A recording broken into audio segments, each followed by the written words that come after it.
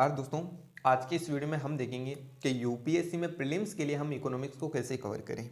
बहुत ही कम दिनों में, जस्ट 30 डेज में हम इसे कैसे कवर करें, पहले 5 दिनों में, फिर अंतिम 10 दिनों में, इन सब में क्या क्या करना है आपको मैं कंप्लीट सिलेबस के पॉइंट वाइज बताऊंगा। आप अपना सिलेबस सामने रखिए और उसके अकॉर्डिंग आप पॉइंट मिलाइए।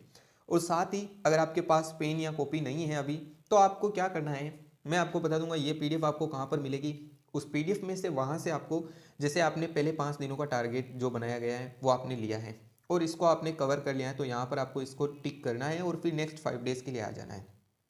तो यहाँ पर कब क्या क्या पढ़ना है ये हमने डिटेल से आपको बताएंगे। और अगर किसी टॉपिक पर आपको नोट्स चाहिए तो आपको सिंपली कमेंट्स करना है और सब्सक्राइब कर लेना, आपको कम्युनिटी पोस्ट में नोट्स मिल जाएंगे।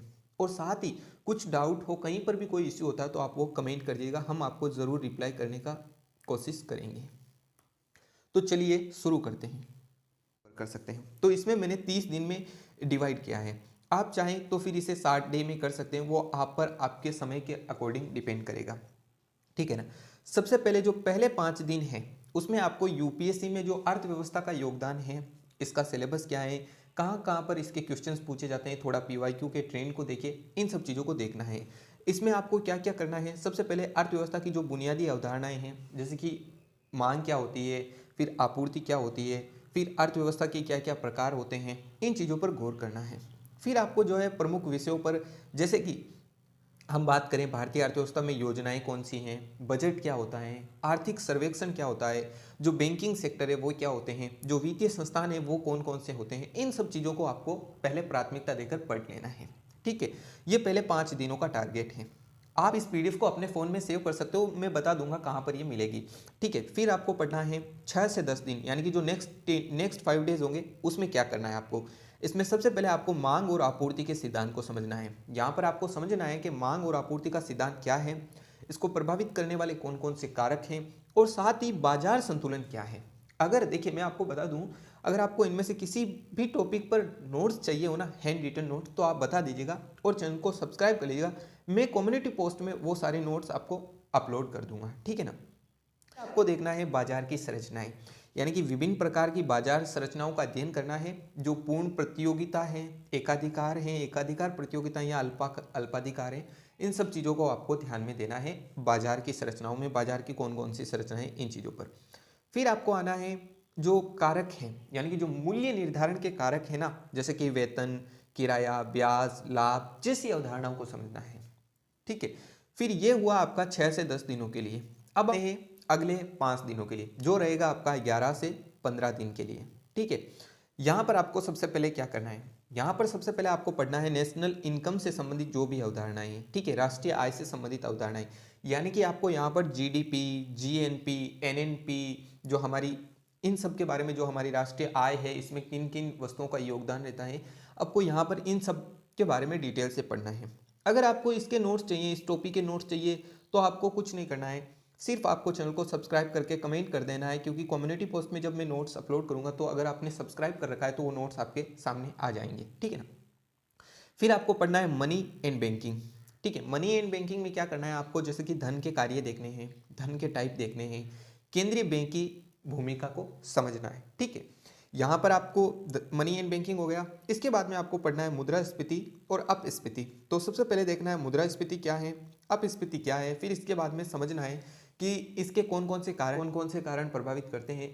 साथ ही आपको यहाँ पर थोड़ा ये भी समझ लेना है कि अगर इनको कम ज़्यादा करना होता है कौन सही होता है, ये चीज़ें आपको समझ लेनी है, ठीक है ना। फिर उसके बाद में आते हैं दिन, जो अगले 5 दिन होंगे उसके लिए आपको क्या पढ़ना है, ठीक है ना। तो ये 5 दिन है हमारे 16 से 20वां ये दिन है, ठीक है। इसमें आपको सबसे पहले देखिए, पंचवर्षीय योजना से वैसे अब तो कम ही क्वेश्चन पूछते हैं, लेकिन कभी कभार यूपीएससी डायरेक्ट क्वेश्चन पूछती है, प्री में और मेंस में भी क्वेश्चन आते ही हैं, तो क्या पता आपके टाइम क्वेश्चन डायरेक्ट आ जाएं, तो इसलिए आपको इसको पढ़ लेना है। तो विभिन्न पंचवर्षीय योजनाओं के उद्देश्यों और परिणामों को समझना है। और फिर आपको समझना है केंद्रीय बजट और आर्थिक सर्वेक्षण को, क्योंकि यहाँ से फिर आप समझ पाओगे केंद्रीय योजनाएं कौन कौन सी हैं, क्या क्या उनके जो है इंप्लीमेंट करने से कौन कौन से बेनिफिट्स होंगे, ये सारी चीज़ें आप समझ पाओगे। तो यहाँ पर केंद्रीय बजट, आर्थिक सर्वेक्षण की संरचना और उनके घटकों को समझ लेना है। और साथ ही मैं बता दूं, इकोनॉमी के अलावा नेक्स्ट वीडियो पॉलिटी पर आने वाला है। इसके अलावा अगर आपको किसी टॉपिक पर चाहिए तो आप कमेंट कीजिएगा, हम उस सब्जेक्ट पर भी इस प्रकार से आपको सिलेबस के अकॉर्डिंग 30 डे या फिर 90 डे का टारगेट देकर आपको बता देंगे कब क्या करना है। फिर आपको पढ़ना है पब्लिक फाइनेंस। पब्लिक फाइनेंस में जैसे कि राजस्व, व्यय और जो राजकोषीय नीतियां हैं उनकी अवधारणाओं को समझना है। इस पर भी अगर आपको नोट्स चाहिए तो आप कमेंट कर दीजिएगा और सब्सक्राइब कर लीजिएगा। फिर आते हैं नेक्स्ट 5 डेज, जो होगा आपका डे 21 से लेकर डे 25 तक के। ठीक है, तो इसके लिए ये होगा, इसमें आपको सबसे पहले पढ़ना है भारत में बैंकिंग प्रणाली। ठीक है ना, बैंकिंग प्रणाली की संरचना को समझना है और इसके कार्यों को समझना है। ठीक है, ये आप जब अगर आपने पढ़ रखा है, आपके पास बुक है कोई या फिर एनसीईआरटी से पढ़ रहे हो तो आपको पता चल जाएगा। आपको पढ़ना है आर्थिक बाजार, जिसमें आपको भारत में मुद्रा बाजार और पूंजी बाजार का अध्ययन करना है। ठीक है ना। फिर आपको पढ़ना है आरबीआई की मौद्रिक नीति, यानी कि monetary policy of RBI, reserve bank of India. तो भारतीय रिजर्व बैंक आरबीआई के कार्यों और मौद्रिक नीतियों के बारे में आपको जानना है। ठीक है, ये नहीं है, अब ध्यान दे लीजिएगा। ठीक है, इनके बारे में जानना है। अगर यहाँ पर कुछ कट गया होगा तो मैं भी वो भी कमेंट कर दूंगा। ठीक है, फिर आपको आते हैं अंतिम जो हमारे 5 दिन हो गए, वहां पर आपको क्या करना है। अंतिम जो 5 दिन होंगे, तो यहाँ पर सबसे पहले आपको भुगतान संतुलन को समझना है।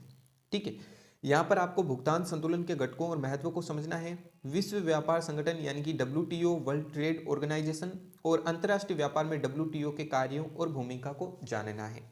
ठीक है, फिर आपको जो है प्रत्यक्ष विदेशी निवेश यानी कि FDI और विदेशी संस्थागत निवेश यानी कि FII की अवधारणाओं को समझना है और भारतीय अर्थव्यवस्था पर उनके प्रभावों को समझना है। तो ये था आपकी कंप्लीट इकोनॉमी में जो पीटी का सिलेबस है, उसका कंप्लीट कि पीटी को आपको कैसे कैसे क्लियर करना है।